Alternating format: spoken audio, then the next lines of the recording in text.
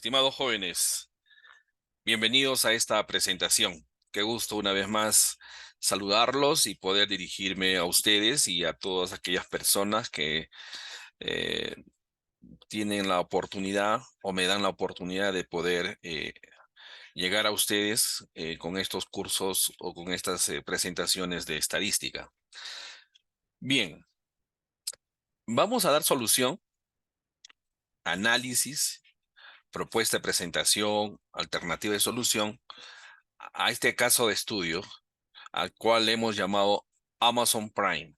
Este caso de estudio está en el libro de Mario Trio, la versión 12. Es más, está ahí la solución y su explicación. Sin embargo, siempre he considerado de que no es solamente cuestión de copiar o repetir lo que dice el libro, sino darle un análisis, ¿no? Un análisis per se, para que los estudiantes puedan un poquito reflexionar y ver las cosas también desde otro punto de vista. Y adicionalmente darle una explicación, el porqué de las cosas y por qué está presentado la solución de esa manera, ¿sí? ¿Y por qué del libro? Porque entonces el estudiante tiene la oportunidad de profundizar, escudriñar ya con cierta explicación en la fuente bibliográfica. Para mí es importante que el primer caso de estudio lo tenga bien claro y así éste pueda afrontar cualquier tipo de caso de estudio, no de forma mecanizada ni memorizada, sino de una forma usando el razonamiento y el análisis crítico que uno le pueda dar a las cosas desde un punto de vista cualesquiera que pueda haber. ¿Ya? Entonces, veamos. Para esto había publicado el caso de estudio con anticipación para que las personas interesadas, los estudiantes interesados, lo puedan leer con mucha anticipación, ¿no? Con mucha calma. No lo vamos a leer por factor tiempo, pero sí podríamos hacer algún comentario, ¿no? Y la empresa Amazon, Amazon Prime, los funcionarios empiezan a analizar el entorno tecnológico, las tecnologías que actualmente están apareciendo y como es natural, todas las empresas tratan de acogerse a ellas para poderle dar un valor agregado a su servicio o a su producto. En este caso, en el primer párrafo podemos ver y leer que existen pues dispositivos GPS, teléfonos inteligentes, teléfonos de alta definición, etcétera, etcétera, inclusive los drones, ¿no? Ven todas las alternativas. Les interesa el tema de la implementación de tecnología para poder mejorar su servicio. En este caso, la entrega de paquetes a sus clientes, eh, minimizar el tiempo de entrega a 30 minutos o quizás menos, ¿no? Entonces, el uso de los drones para esta actividad ha generado mucha discusión y debate entre ellos. Quizás nos da a entender que hay funcionarios que están de acuerdo, funcionarios que sí, funcionarios que no. Y también quizás han hecho una pequeña encuesta, algunos clientes, una pequeñísima, ¿no? Y están en duda. Entonces, lo que hacen ellos es tercerizar el servicio, encargar a una encuestadora para que averigüe a través de la estadística, ¿no? Averigüe si sus clientes estarían cómodos, conforme, que el producto que compren en Amazon sea entregados de forma tecnológica, por decirlo así, o sea, haciendo uso del dron. Un ejemplo, ¿no? Si yo compro una docena de alicates, esa docena de alicates me lo deben de entregar haciendo uso del dron. Entonces, el tema era que si yo realmente estaba conforme, estaba de acuerdo, me sentía cómodo, cómo me lo estaba entregando. Entonces, muy prudente, los funcionarios de Amazon contratan este servicio a la encuestadora, a una encuestadora, ¿no? En este caso a Pitney Bowes. Entonces, acepta el trabajo y ellos se ponen a trabajar. Prácticamente en esta parte del trabajo, pues aplican todo lo que es la estadística descriptiva, ¿no? Vale decir que empiezan a recoger primero sus datos, ¿no? O sea, con este caso de estudio, el estudiante puede entender y darse cuenta de que para llegar a la inferencial, ¿no? Debemos pasar por la estadística descriptiva de alguna manera. ¿Por qué? Porque tenemos que hacer un análisis de datos y cuáles serían las primeras conclusiones o decisiones que se llega con la interpretación que se pueda dar al momento de medir y medir estos datos, ¿no? Muy bien. Y eso es lo que hizo prácticamente la encuestadora. Entonces, vemos que en el caso de estudio, Amazon tiene una población aproximada de 247 millones de clientes. Ellos aplican el principio estadístico y sacan una muestra y les sale pues para a ellos 1009 consumidores o 1009 clientes. Aquí también hay conceptos, ¿no? Población y muestra. Una muestra de 1009 consumidores. A estos 1009, o sea, ustedes saben que si no voy a encuestar pues a los 247 millones, sino a la muestra obtenida, en este caso a 1009 consumidores. Y de estos 1009 consumidores, pues a la respuesta esta, ¿no? Si se sentirían cómodos que sus compras les fueran entregadas por drones. Ese era, digamos, el punto central de toda esta encuesta, ¿no? Me imagino que hay más preguntas, pero todas apuntaban a saber si estaban de acuerdo o se sentirían cómodos que sus productos o sus compras les fueran entregados por los drones, ¿no? Sorpresa, ¿no? De todos 1009, el 54% de esta muestra, o sea, 545 de los encuestados respondieron que no, un rotundo no, ¿no? Para no creerlo, pero es así, hay que respetar la decisión del cliente, ¿no? Entonces, ¿qué nos dice el caso de estudio, no? Con base en el resultado de esta encuesta, es razonable afirmar que la mayoría de los consumidores no se sienten cómodos con sus compras, que sus compras les sean entregados por drones. Claro, obteniendo un 54% mayor a 50% que viene a ser la mitad, por decirlo así, pero ya 4% para 247 millones es, perdón, 4% en relación a la muestra que están trabajando es regular. ¿No? Por eso que se puede, como dice la redacción, ¿no? Es razonable afirmar que la mayoría, porque pasó el 50%, está en un 54%, la mayoría de los consumidores no se sienten cómodos, ¿no? Muy bien, entonces, coma dice ahí, ¿no?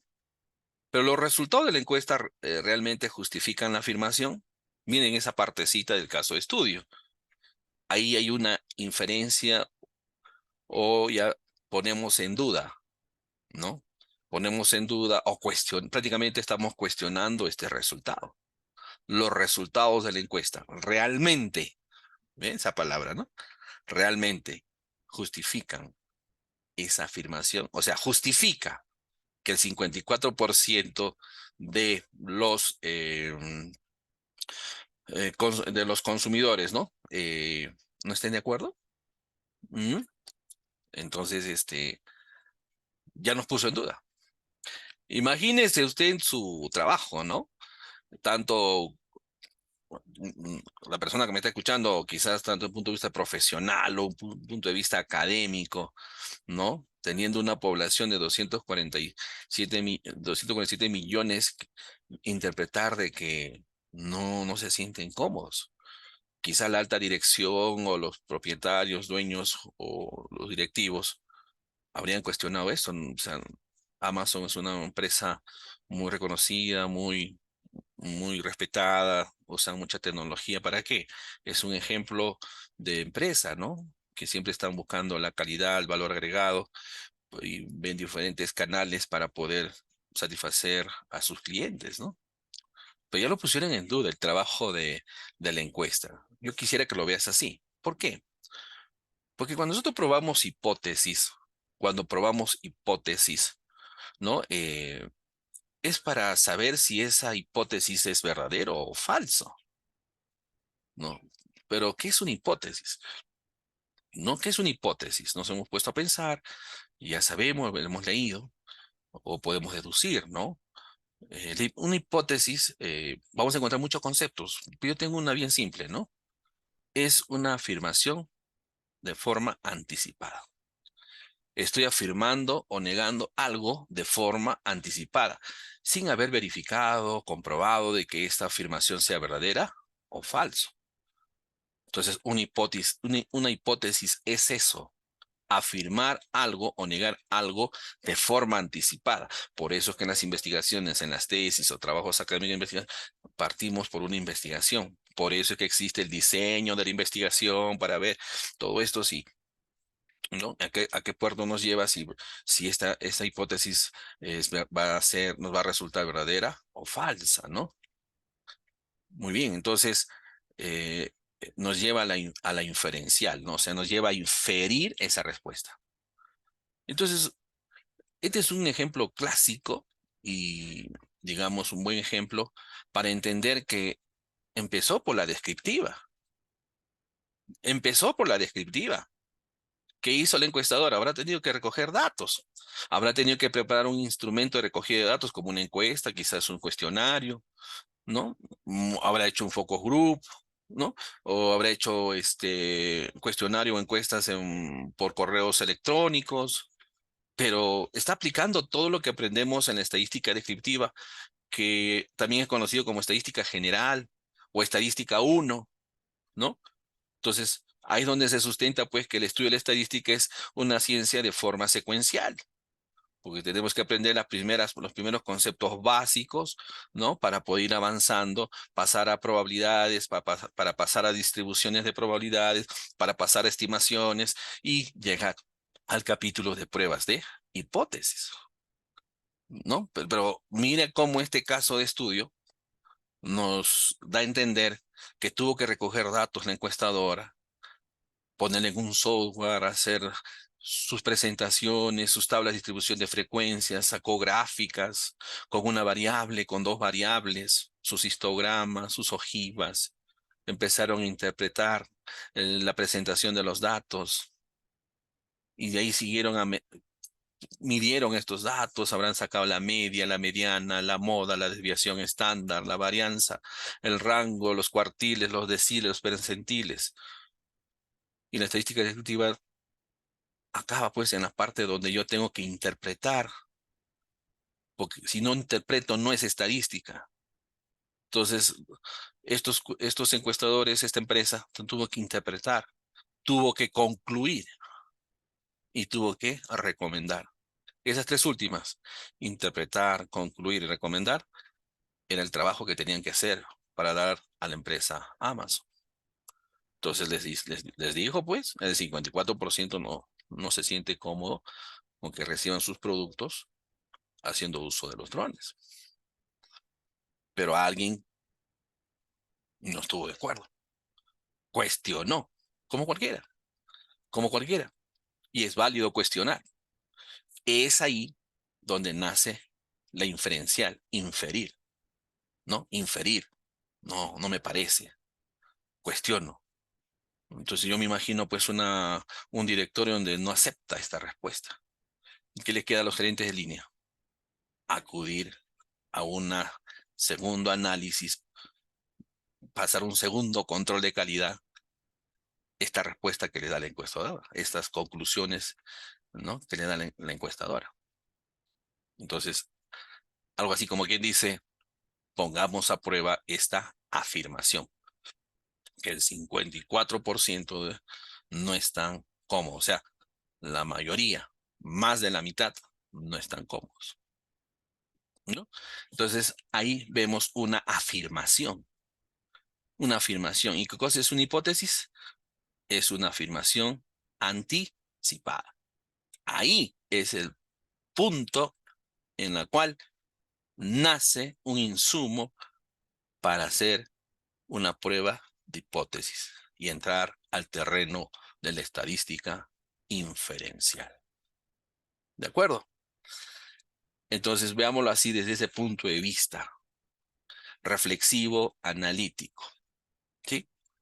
Entonces, como usted podrá ver, este caso de estudio pues encierra una serie de datos que tenemos que, digamos así, desmembrar el caso para entrar a hacer las pruebas de hipótesis, ¿no? Entonces, la manera como comparto mis experiencias con los estudiantes, ¿no? Con personas que hacen maestría, doctorados, ¿no? En primer lugar, hay que entender el caso de estudio, entender el problema. Para un joven académico preuniversitario, o sea, pregrado, debe entender el caso de estudio. Al revés del derecho, sabérselo como quien dice de memoria, ¿sí? Tiene que leerlo 5, 6 veces o una vez. Claro, dependiendo de cada joven o cada persona, su capacidad de entendimiento y de razonamiento y de visión que tiene de su lectura, ¿ya? Entonces, ese paso número uno, entender bien el caso de estudio. Al momento de entender vas a encontrar datos, información, decisiones. Hay muchas cosas acá. Hay muchas cosas acá en este caso de estudio. Es como tirar la red al mar y nos sale pues pejerrey, nos sale merluza, nos sale lisa, pulpito, de todo, ¿no es cierto? Entonces hay que saberlo, hay que saber distinguir qué datos tengo acá. En base a eso, de lo que les estoy comentando, es que suelo explicar, analizar en 3 etapas antes de hacer una prueba de hipótesis. Primero, le digo a los chicos que identifiquen los datos que hay ahí, ¿sí? Hay que descuartizar ese ejercicio. O sea, si es un caso de estudio que tiene media hoja, una hoja, muchos párrafos, conviértelo en 5, 6, 7 datos, ¿no?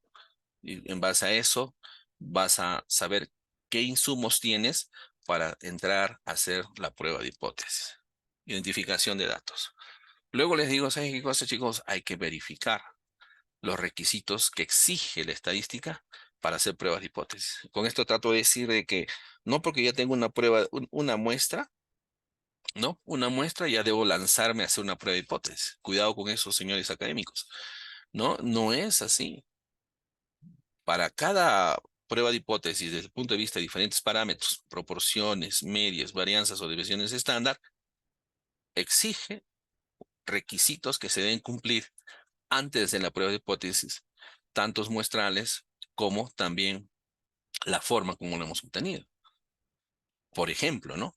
Solamente por mencionar uno, que por ejemplo en este caso de estudio, con los que vamos a hacer, dependiendo, ojo, del parámetro.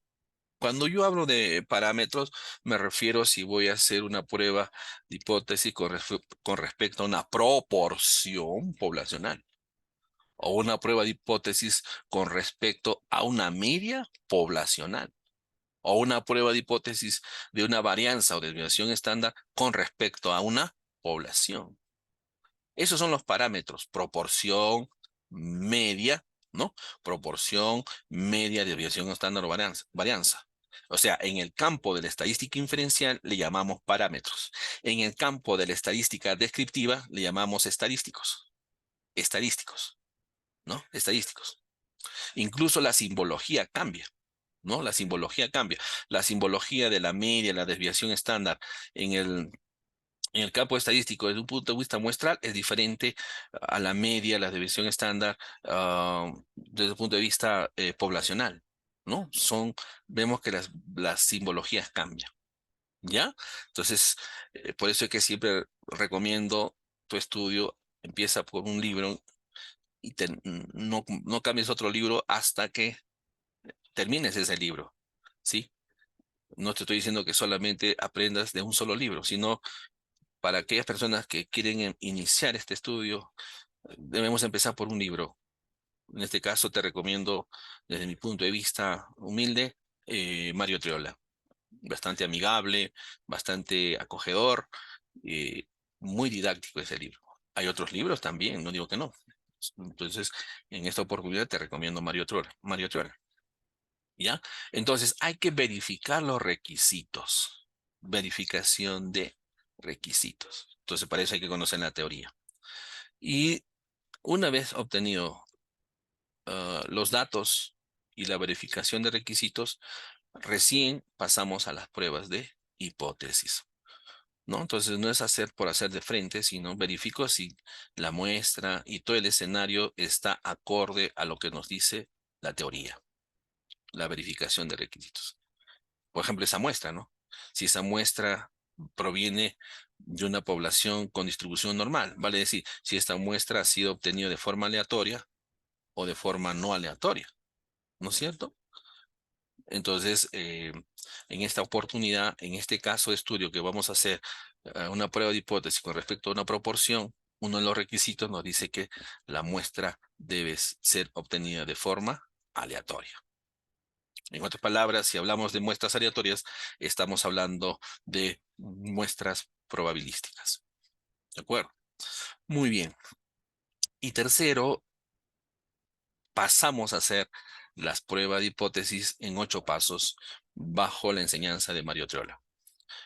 Que en otro libro, 5 pasos, que en otro lugar, 3 pasos, en otro lugar, 6 pasos. Sí, hay muchos pasos que uno puede dar, pero en esta vez me baso en la bibliografía de Mario Triola. Y yo le digo a mis estudiantes, les digo, aprendan primero con estos 8 pasos. Una vez que usted domine, entiende el tema, hasta muchos pasos se obvian porque ya lo hace de forma directa. Recuerde que la idea de estas grabaciones es poder llegar al estudiante y ayudarlo y ir paso a paso, mm, como se dice, línea a línea para que lo entienda. Una vez que lo entiende, gana experiencia, agarra otro libro de más denso, más complicado, caso de estudio, inclusive hasta lo pueden obviar muchos pasos. O sea, no hay una regla que diga son 8 pasos, 6 pasos, 5 pasos, no hay, sino que cada bibliografía sugiere los pasos y si tú le agarras su metodología, excelente. Lo importante es que se haga la prueba. Lo importante es saber si es verdad o falso, o si acepto o si rechazo esa hipótesis planteada. Eso es lo más importante, ¿ya? Entonces, en esta primera parte les he explicado las 3 etapas que suelo enseñar antes de hacer una prueba de hipótesis. Entonces, para efectos de video, de grabación, de tiempo, voy a obviar el paso 1 y 2. Lo haremos en otro video. Ahorita quiero desarrollar el paso 3, ¿ya? El paso 3, eh, los pasos para hacer de una vez la prueba de hipótesis de este caso de estudio. Continuamos entonces. Sugiero que puedan ver la siguiente presentación.